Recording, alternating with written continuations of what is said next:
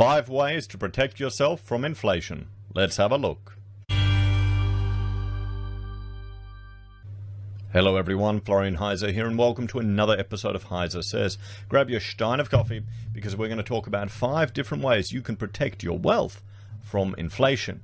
Now, at the moment, there's a lot of discussion about inflation. We've got pretty much every central bank in the world implementing quantitative easing. We've got governments handing out money left, right, and center. There are supply issues all over the place. Some people are advocating that this is perhaps the beginning of hyperinflation, as has been seen in the past. Some are saying that it's only going to be transitory, temporary inflation that's going to disappear over time, and yet others are, well, arguing that we're going to enter a deflationary period. But let's have a look at 5 ways you can protect yourself from inflation. At least 5 ways that have worked in the past. Now, you've got to remember, this is YouTube advice, so, well, you shouldn't really take YouTube advice. Let's start by looking at a definition of inflation, and this is the one I'm going to use when we're referring to it in this episode. And this is from Investopedia, and I think it's one of the more useful ones. Inflation is a decline of the purchasing power of a given currency over time. Okay, so it essentially means the purchasing power of your money is declining over time. I think we can all agree on that. That's not the traditional definition of inflation, but for the average person, that's really what you're worried about. You know, that money you've got sitting in the bank that you're getting 0.55% interest, or if, like me, you have to jump through 50 hoops to get 1.35, you're barely beating inflation. You're losing value. But that's just inflation. If I compare my pile of money that I have for my house to the steel price, well, I've certainly lost. My purchasing power there is decreasing. Because we have a look here, this is the CPI in the US. It's climbing up to 2.6%. So it's getting up there. But we're seeing it manifest in lots of different ways. We're seeing it in products, shrinkflation, where you're buying a pack of paper towels and there's only 140 sheets, not 180, same price. You're seeing Kimberly Clark, you're seeing Glad, you're seeing Hormel Foods, all of these companies that depend on oil and plastics for their food manufacturing, for their food storage, for their garbage bags. They're warning that they're going to have to raise prices due to supply issues, due to cost flowing through. So we're seeing it in food and consumer goods. We're also seeing it in oil. Oil slowly climbing up, not as dramatically as some of the other goods, but have a look here. Look at wheat. Wheat's shot up. Soybeans. And that's food that our food should eat. Animals. Lumber's just going crazy. I think I even have to update this as well. It's just, I saw on a tweet, apparently the price in lumber has added $35,000 to the cost of a home over there, which is about $150 extra a month for the life of a 30-year loan. Isn't that great? Iron ore as well. The Australian government has budgeted for iron ore to be about $50, like below here. It's 187. I was talking to some people who work with, in the mining sector, providing construction and buildings for them, and they're saying mining is starting to heat up again. CapEx projects are becoming viable again. Here's one thing when we talk about some of these ways to, particularly precious metals.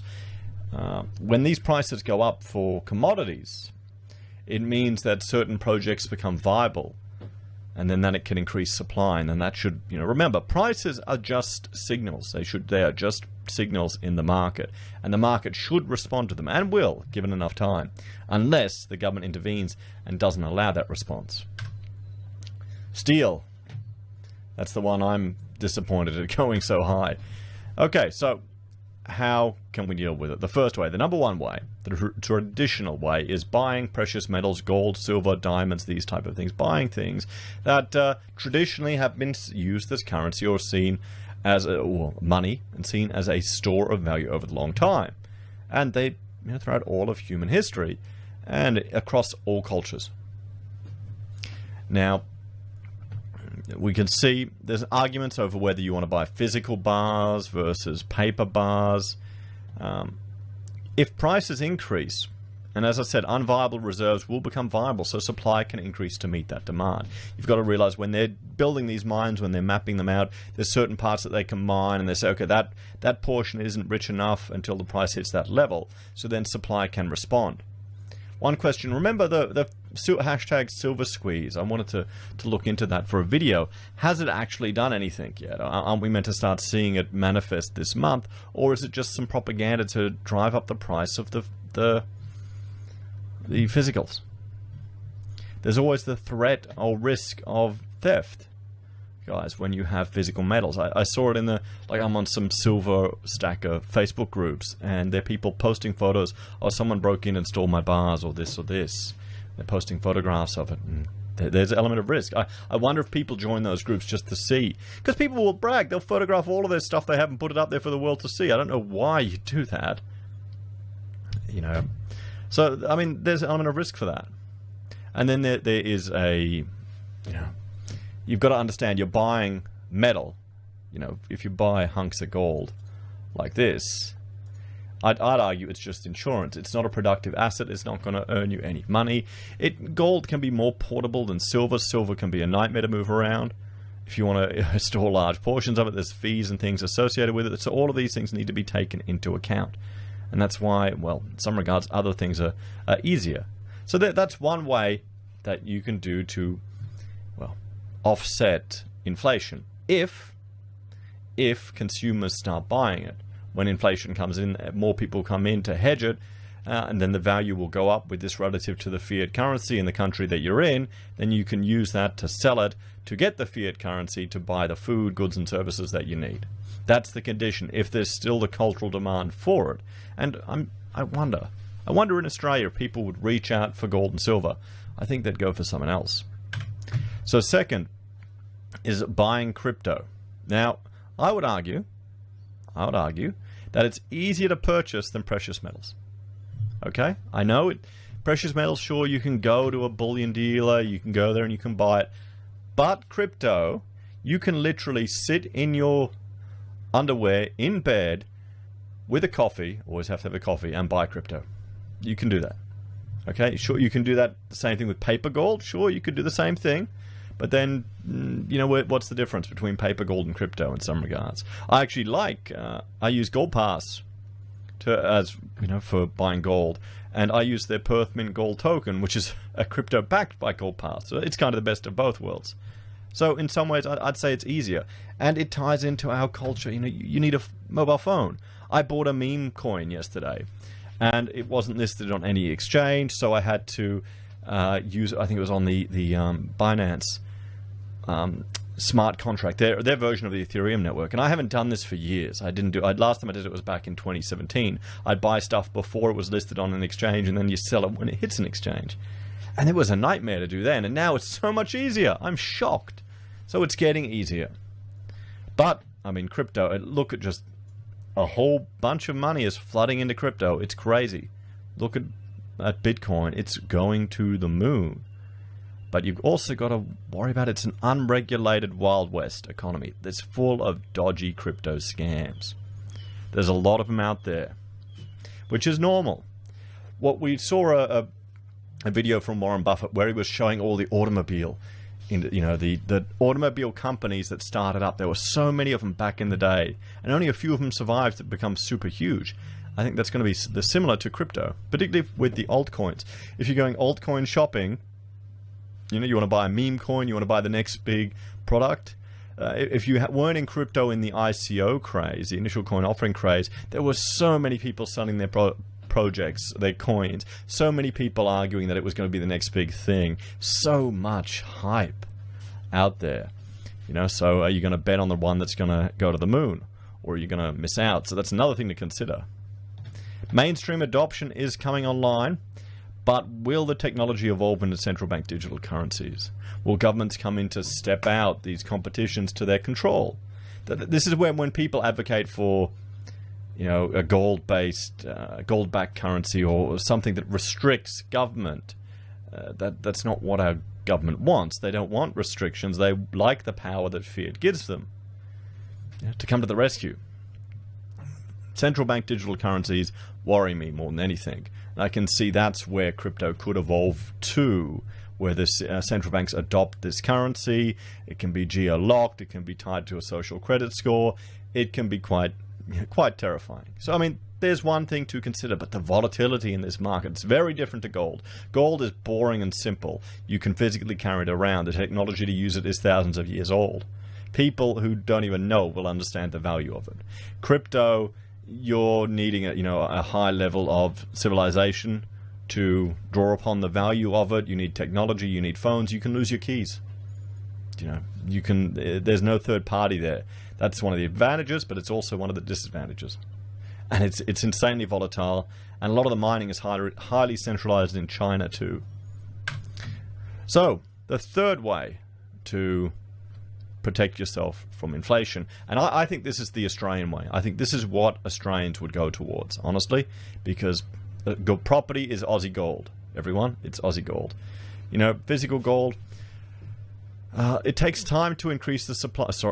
Physical goods. Sorry, it takes time to increase the supply of property. It's not easy. You can't do it overnight. You can't just magically turn on and there's a whole lot of other property. Crypto, you can magically create additional coins and then pump them up. Even gold, the supply can increase. Would it be faster? Established mine expanding the capacity or a property development? It could go either way. But there is a limit there in getting the property on the market. Now, unlike crypto, unlike gold, even if you don't need to sell it to use it, you can live in it. Okay, you can live in your house. It can provide you with shelter. It's a good that you can use. And here in Australia, government uses it to stimulate the economy. Everyone, I think we can all agree that that's what's happened. Good, bad, or ugly, that's what both sides of the political spectrum do. They want to innovate, want to stimulate the economy. They just get the piñata of housing and smack it. And you can see, property's going up. Since, we'll have a look here, property has gone up, 500%? Crazy amounts in 30 years. 565% in Sydney. It's completely decimating wages. The problem in Australia is that, it's pulling innovation and energy away from other sectors which could have a better income or a better impact on our economy in the long term. So there's property, everyone. That's one thing that traditionally people will also go into. I think this is the Australian gold. I bet you people will jump into that. Then, the fourth way, buying shares. Buying shares, but in free cash flow companies that have extra cash over. You don't want companies that are dependent on the low interest rate environment to fund their operations and their continued growth. You don't want that. Because if we start seeing inflation, the reserve banks are going to eventually, as much as they dislike it, step in and increase rates. And there will be a correction in the stock market. But if you're going to deploy your money to the market, where are you going to put it? You're going to put it in something that's not making any money, or you're going to put it in a company like Microsoft or Apple that have free cash flow and they have got pretty decent moats and they can set price control. They can set the price of what they want, so it can adjust. Where would you go? Where would you put it in? And the fifth way is prepping. If prices of goods are going to go up, have a greater stockpile of goods.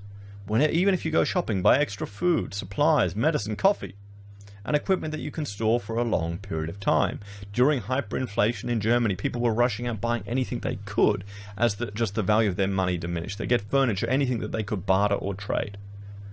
Now, that may be a little extreme.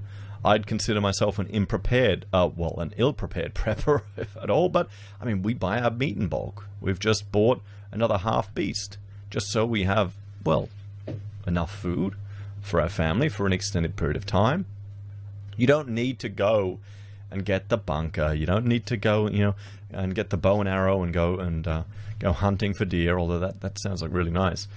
But it's a fifth way. If inflation is going up and you're losing the purchasing power of your money, but you have goods at home, you've got enough food for a few months, you've got coffee, you need the coffee, you've got medicine, all the things you need.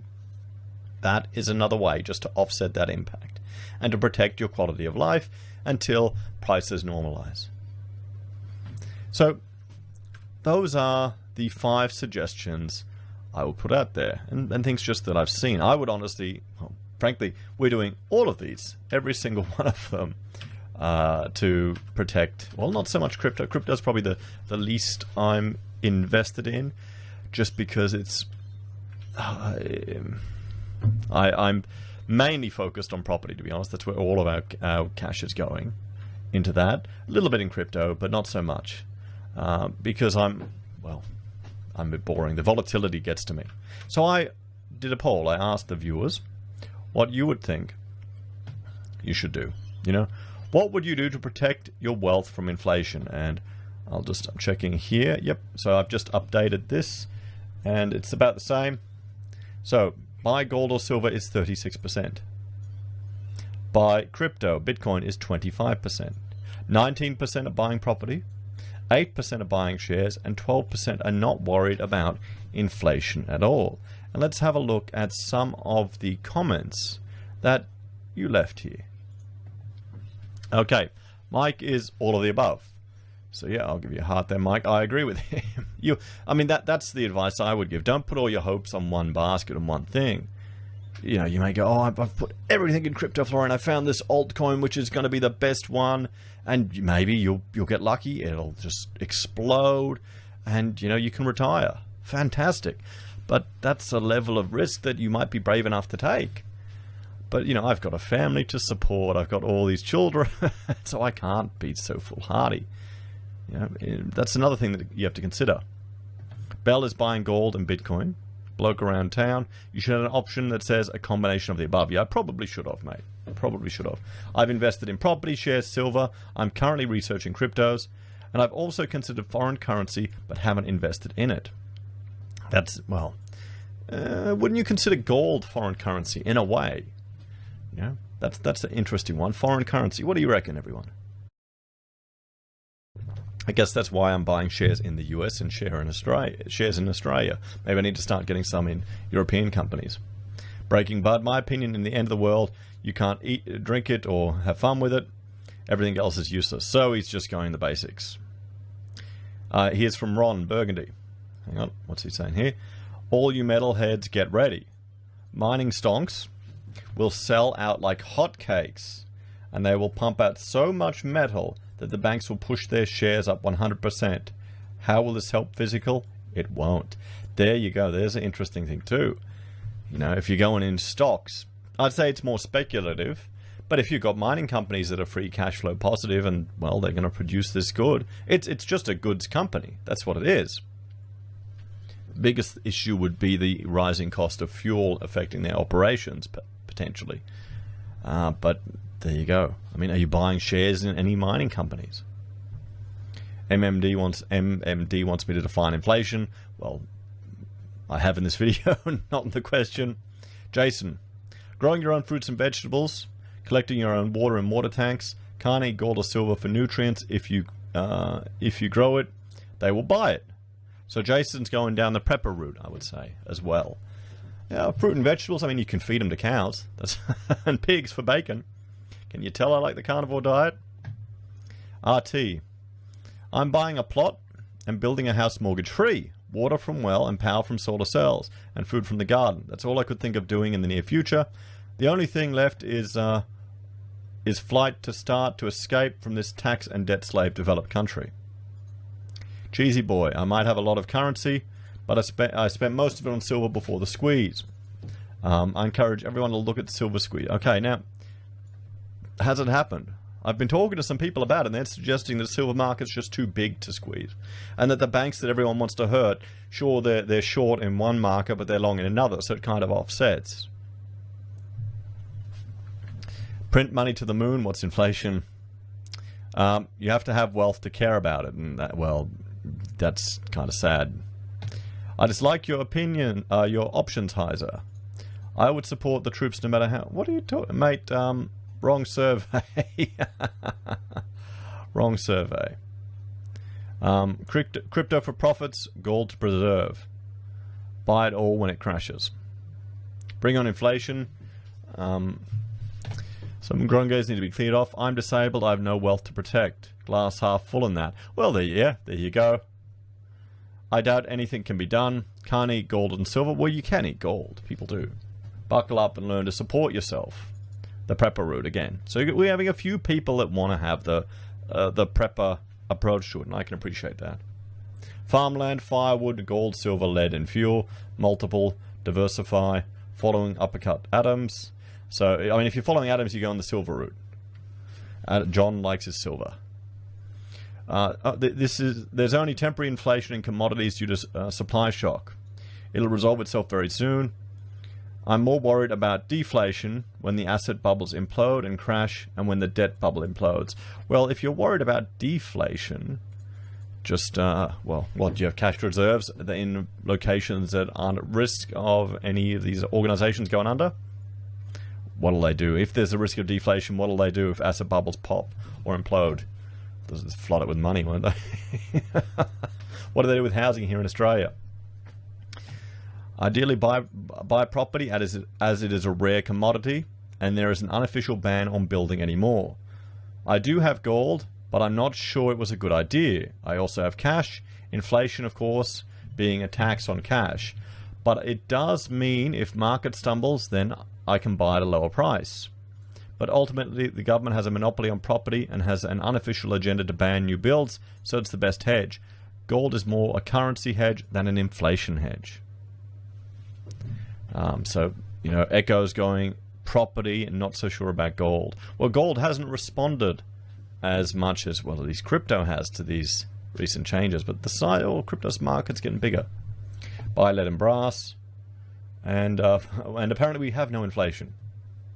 And what about diversity? I like to include metals and not discriminate against my crypto. Well, yeah, Carl's right there. Spread your bets is wise. Yes. Yes. Well, you know, I can't. There's only 5 questions I can put on here, and I had to put one about not being worried. So there we have it, everyone. Those are 5 methods to, well, protect your wealth from inflation. You know, buy gold or silver, precious metals, buy crypto, buying property, buying shares, and good old prepping. What do you reckon, everyone? What would you do? How are you preparing? As always, thanks for watching. Please like, share, subscribe to the channel. If you're a fan and enjoy the content I create here, there are a few ways you can support us. You can join us on YouTube or Patreon. You can support us using SelfWealth or Stake. If you set up a SelfWealth account, we each get 5 free share trays.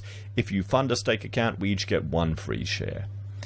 You can support us using our affiliate links at Amazon, eBay, Independent Reserve, or Aussiebroadband. You can buy merch from HeiseSays. We have pocket squares that I'm sure can help you. We're not, yeah, pocket squares really don't go with the prepper theme, do they? And you can use Gold Pass or PayPal. Take care. Have a great day. I'll see you next time. Bye for now.